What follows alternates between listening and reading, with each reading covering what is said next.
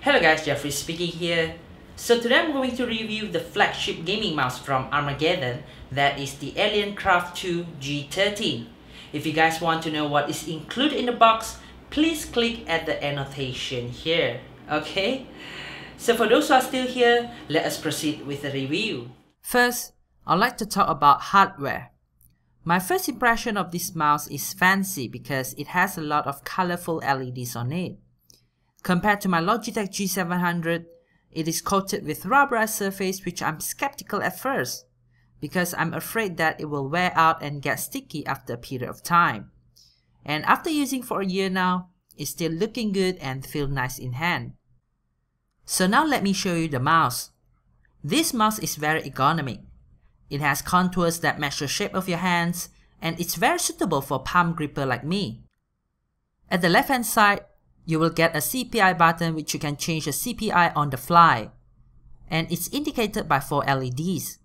1 LED means 800 CPI, 2 means 1600 CPI, 3 is 2004 CPI, and 4 means 3600 CPI. Of course, you can customize it in the software and maximum go up to 5600 CPI. As for the buttons at the top, you can remap them into any macro settings that you want. For this mouse, it has 11 programmable buttons, which is very impressive. I will explain more on the macro settings in the software part later on. At the top, it has LED indicators to show the sensitivity of X or Y axis, scrolling count, and also battery life. Besides that, it has a scrolling wheel with tilt function. Below the scroll wheel, it has a function button, and you can do 2 things with this button. First is status inspection, which you can check the CPI for X or Y axis, scrolling count, and battery life. Second is setting up your sensitivity for X or Y axis and scrolling count. To set up, you have to press and hold function button for 3 seconds until you see the LED is blinking. And then you scroll up or down to change your setting. But I still prefer to go to software to adjust it as it is easier. And then you also have a mode button with LED indicator at the side. This enables you to toggle around 5 profiles based on color.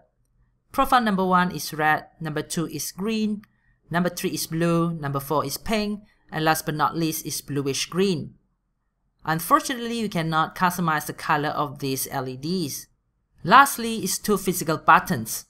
Personally, I don't like it because the position is a bit awkward for my fingers, and the buttons are too mushy for my liking. For the bottom, it has 5 Teflon feet, pairing and on-off button, Philips twin eye sensor, and a compartment for your 1050 mAh lithium-ion battery. The battery life of this mouse is surprisingly good. It can last around 3 days with 500 Hz of polling rate. To recharge, it takes around 4.5 hours. If you are lazy to charge your battery every time, then switch to wired mode. You can connect your mouse using the braided cable. I love it because it tangles less, but I dislike the cable release switch because it's very troublesome whenever I want to detach my cable. As for the software, it is easy to understand. Basically, you have 4 tabs. Tab number 1 is Home Base, which highlight the features of this mouse. Tab number 2 is Button Settings. You can set the profiles and also the macro settings for each buttons except for CPI button. Tab number 3 is Macro Settings, which is divided into 2 parts.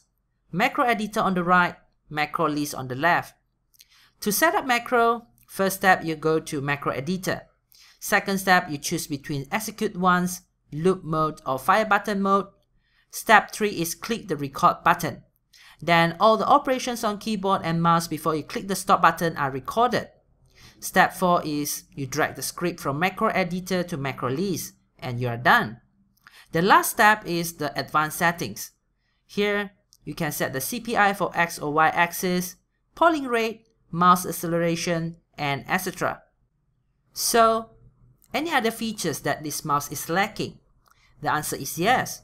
For example, no weight adjustment, and also the receiver is a bit big.